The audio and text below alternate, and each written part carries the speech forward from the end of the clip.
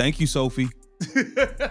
Thank you, Sophie Cunningham. I appreciate you for confirming what we all knew anyway. She confirmed it without even trying to confirm it, y'all.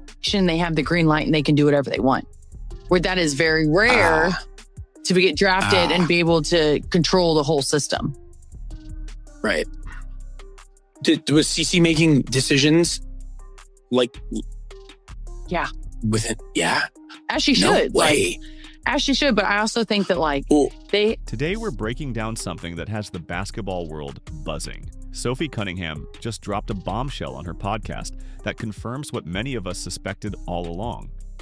We're talking about the tension, the power struggle, and the clash between generational talent Caitlin Clark and head coach Stephanie White during the Indiana Fever season.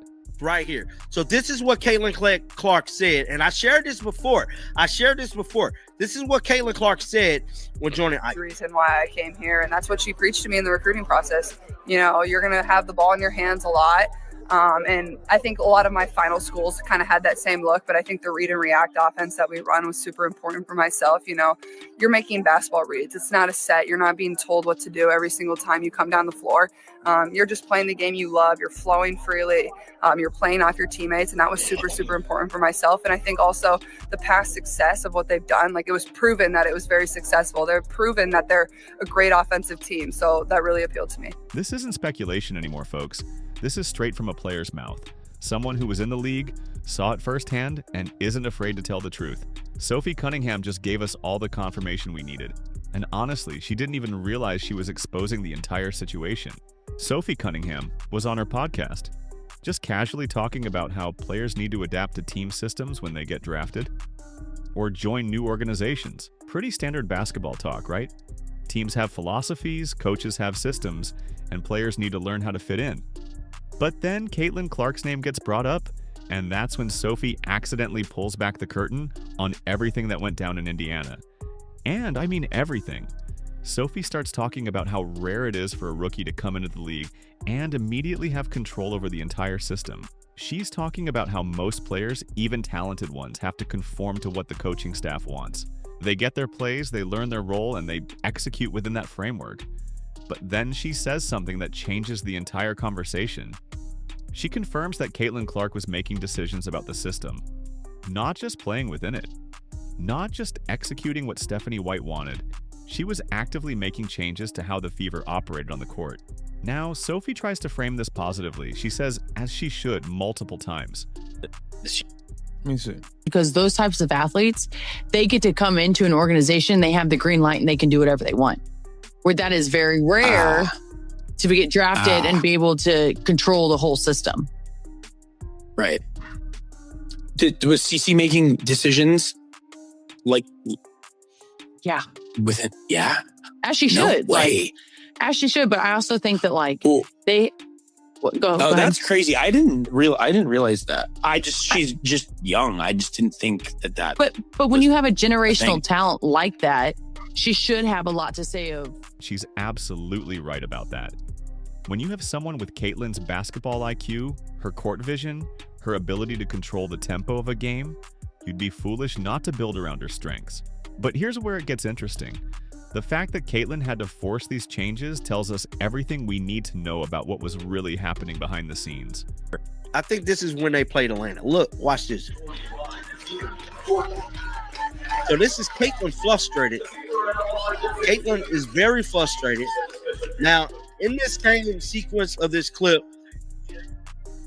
you can see Caitlin. Let me pause this. So that is Caitlin yelling at Stephanie. This wasn't a collaborative process. This wasn't a coach and a star player working together from day one to create something special. This was a clash of philosophies that resulted in Caitlin Clark having to assert herself and demand changes. Think about that for a second. A rookie, fresh out of college, having to push back against an experienced head coach's system because it wasn't working for her game. That's not how it's supposed to go when you're building around a generational talent. Now, let's talk about what Stephanie White was trying to implement when she arrived in Indiana. And to understand this, we need to look at where she came from and what she values as a coach. Stephanie White, you knew you were coming to the Indiana Fever You should already know the system Caitlin wants to play. Why did she have to make changes to your system to play her game? And we also know that this did not go over so smoothly because we saw Stephanie White taking shots at her on TV. We saw the back and forth argument when Caitlin Clark was going off on her in the tunnel during the Atlanta Dream game when they were going into the tunnel for halftime. We saw Stephanie White came from the Connecticut Sun organization. If you know anything about Connecticut's basketball, they play a very specific style. It's methodical, it's half-court oriented, it's about defensive intensity and executing in structured sets. It's a proven system that works for the personnel they have in Connecticut. But here's the problem. Caitlin Clark is not a Connecticut Sun type of player. with her, not bring your Connecticut system, have her playing small forward for a handful of games, and now she gotta change the system and enforce her power. Come on now. You got to read between the lines on some things. Here. She's not designed to thrive in a slow, grinding, half-court system. That's not her game. Never has been, never will be. Caitlin Clark's entire basketball identity is built on pace, tempo, and freedom. She's at her best when she's pushing the ball up the court in transition, finding teammates with pinpoint passes and taking defenses off guard before they can set up. She's a breakneck, up-tempo, non-stop engine that keeps defenses on their heels for 40 minutes. At Iowa, Caitlin had complete freedom to orchestrate the offense. She could call plays at the line. She could wave off sets if she saw something better. She could launch from the logo if that was the best shot available. And you know what? It worked. She broke scoring records, assist records, and led her team to back-to-back national championship games. So when Stephanie White shows up in Indiana with her Connecticut playbook, trying to implement a system that fundamentally contradicts everything that makes Caitlin special, of course there's going to be friction. Of course there's going to be conflict.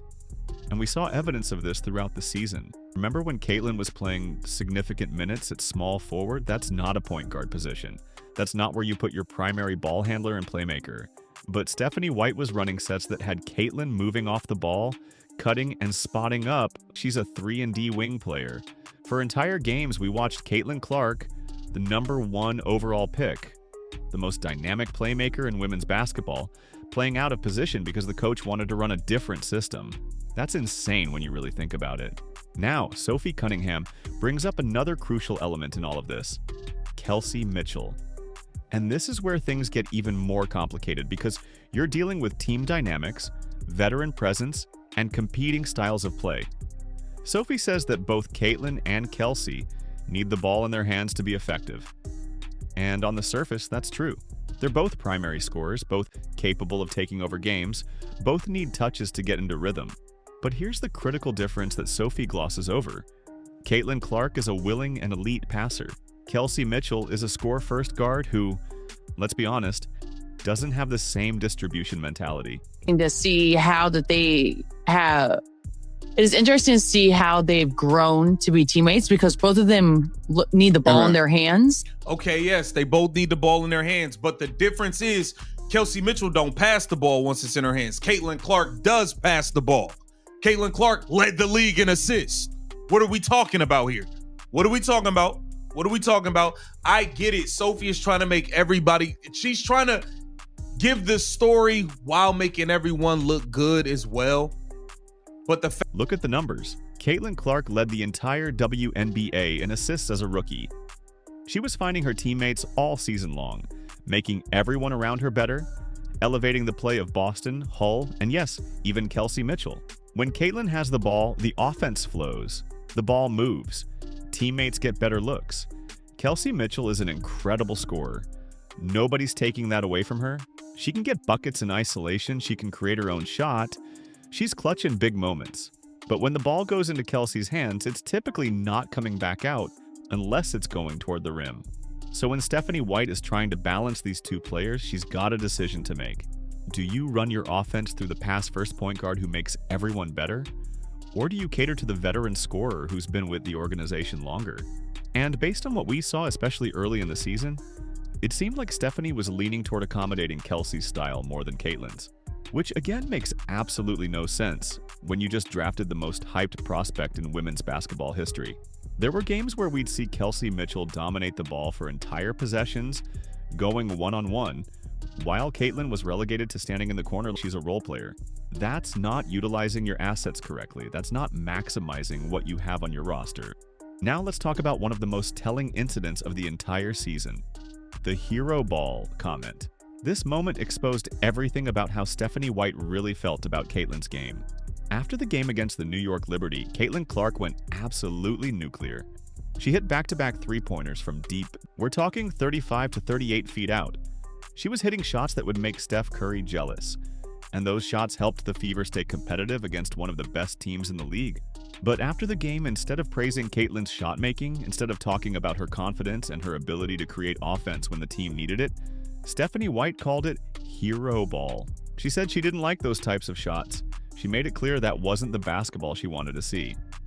Now let's pause here and really examine this. You have your franchise player, your #1 pick, making incredibly difficult shots that are keeping you in games. And your response as a coach is to criticize her shot selection publicly? That's a problem. But here's where it gets even worse. As the commenter in the original video pointed out, Stephanie White never used that same hero ball language when Kelsey Mitchell or Aaliyah Boston took difficult shots. She never publicly criticized them for shot selection.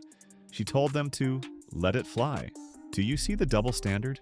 Do you see the inconsistency in how she's treating her players? When Kelsey Mitchell goes one-on-one for an entire possession and takes a contested shot, that's acceptable. But when Caitlin Clark pulls up from the logo and drains it, that's hero ball that needs to be corrected. Make it make sense. This tells us that Stephanie White had a fundamental problem with Caitlin's style of play. It wasn't about shot selection. It wasn't about team basketball. It was about control. It was about wanting Caitlin to play within a system that didn't suit her strengths. And the worst part? These are the exact same shots Caitlin was taking at Iowa. These are the shots that made her the most exciting player in college basketball. These are the shots that filled arenas and broke television ratings records. And now you're telling her not to take them? Let's talk about the moments we could all see with our own eyes. The tension between Caitlin Clark and Stephanie White wasn't just happening behind closed doors. It was playing out on national television for everyone to witness. Remember the Atlanta Dream game? During halftime, as the teams were heading to the locker rooms through the tunnel, there was a visible confrontation between Caitlin and Stephanie. We couldn't hear exactly what was being said, but the body language told the entire story. Caitlin was animated, clearly upset, gesturing emphatically. This wasn't a casual conversation between coach and player. This was a heated disagreement. And think about when that would happen. Halftime. That's when coaches typically make adjustments, give feedback, address what's working and what isn't. For a confrontation to escalate to that level at halftime tells us that there were fundamental disagreements about how the game was being played. Then there were the moments on the sideline during games. When Caitlin would hit one of those logo threes, the camera would cut to Stephanie White, and you could see it on her face. She wasn't celebrating. She wasn't excited. She looked frustrated, sometimes visibly upset. Compare that to how other coaches react when their stars make big plays. You see them jumping off the bench, fist pumping, getting the crowd hyped. That's the natural reaction when your best player does something spectacular. But Stephanie's reaction was the opposite, and everyone noticed. There were also the substitution patterns that didn't make sense. Caitlin would be in the middle of getting hot, finding her rhythm, and suddenly she'd get pulled out of the game at odd times.